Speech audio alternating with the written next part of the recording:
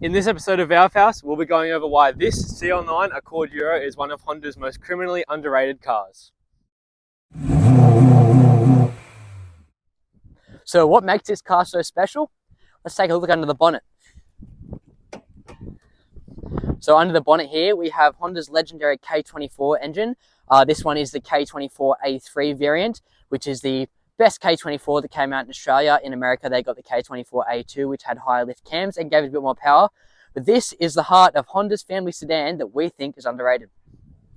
So from the factory, these cars produce a face-melting 140 kilowatts with 232 newton meters of torque, which is pretty fair numbers for a family sedan. These engines, although they respond really well to mods, so like the K20A variants have high lift cams and stuff like that, and you can actually put the entire head on this engine and you've got a living, breathing monster. This one has an intake and a reflash, and that's pretty much the only engine mods, and this thing screams all the way to 8,000 RPM, which is a little bit higher than the stock 7,800 redline. So stock, this little beauty brings this car to a claimed 0 to 100 of around 7.7 seconds. That being said, with some mods, and it definitely needs some grippier tyres, you could get definitely down the low 7s when you start going down the route of new intake manifolds, headers, and possibly cams. You can definitely get it down into the 6s, but for a pretty stock family sedan, those aren't bad numbers. So in terms of the styling of this car is it 2005? Third time's the charm. So in terms of the styling of this car, even being a 2005, it still does look pretty modern and pretty sleek. Considering this is also the pre-facelift, the facelift gave it a bit more angular headlights and just in general modernized the look, but still, even the older pre-facelift, still today looks like a pretty modern, sleek car. For being a family sedan, it's still, with the factory Modulo Sport Kit, it does look pretty nice. This one in particular is lowered on some coilovers and EP3 Type R wheels.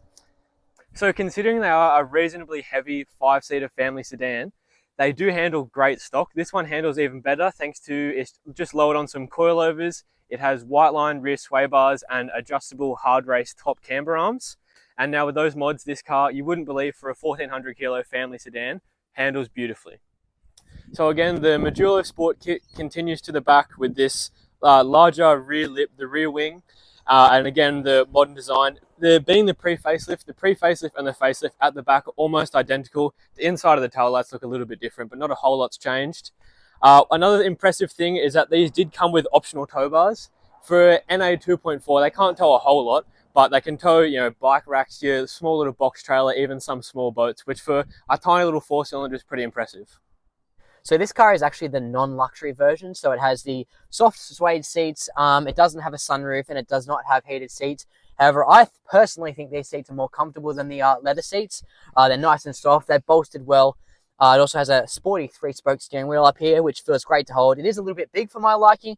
However, it is a bit of a bigger sedan, so they do give you a bigger steering wheel. This one has an upgraded shifter here, which is the hybrid racing short shifter. Super nice to shift with. You can kind of hear how clicky and stuff it is to shift with. Feels awesome. I love the shifter.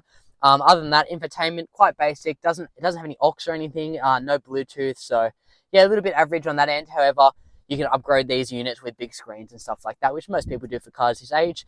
Other than that, yeah, pretty comfortable. It's got all the mod content here. It's got, just dual zone climate control, cruise control, all the goodies, and it's just a really nice interior to be in. So in the back seat, I've got this set up for a quite largely sized adult. So this is pretty much nearly as far back as the seat goes.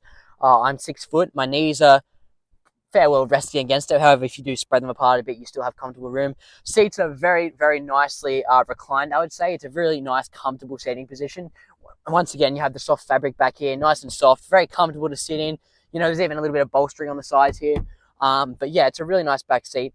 Unfortunately, the window does not go all the way down, similar to Subarus of this era because of the door sizing, stuff like that. But other than that, I have no complaints. There's plenty of headroom. It's comfortable. Got a headrest. Yeah, no complaints. So in the boot of this Honda Accord Euro, we have quite the boot space in here. Will actually had an Accord Euro. We did do a video on how big this boot was with me lying in the boot. It's a massive boot for the size of the car. As you can see, it goes all the way back to the back seats there, and those seats fold down. So there's heaps of room back here.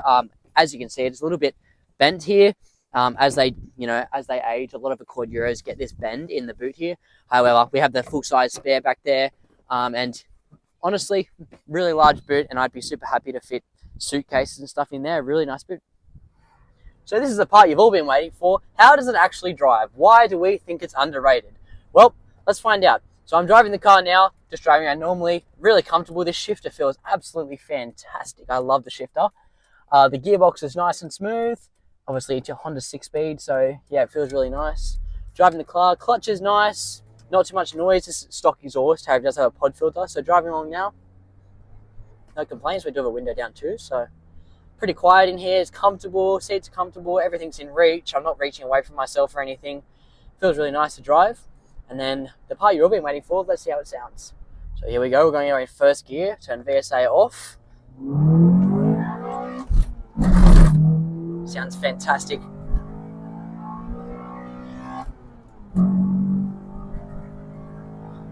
That goes incredible. Incredible for a 2.4 4-cylinder.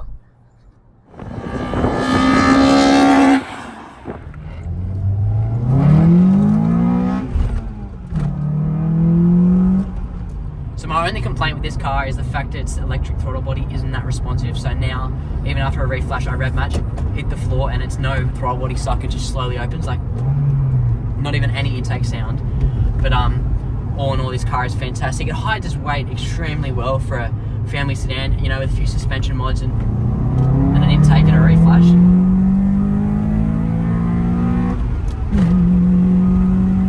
It's fantastic. Look at it go. Crazy what these little engines can do. So back to why we think these cars are so underrated. In Australia, you can pick these up, a decent one, for 5 to 6 grand. And along with that, there's a whole bunch of mod support. Not a whole many people know about them. They respond well if you want to handle as a track car. Plenty of mods for that. Even these engines, if you have the money, obviously K-Series turbo, even just something as simple as a reflash and an intake, it really wakes these cars up and turns them into something you really wouldn't expect them to be. So for the price point, it doesn't take much to keep up with FN2 Type Rs. They sound great, super comfy. It's a really good mix of just enough performance for it to be fun, good handling, and obviously good on fuel, really comfy inside. And most of the parts, both mods and replacement parts, are all very, very affordable. And to top it all off, these cars usually come with a soft limiter, which sounds alright, but thanks to the reflash, this thing has a very nice launch control. Thank you for watching this episode of Alf House. Sounds fantastic.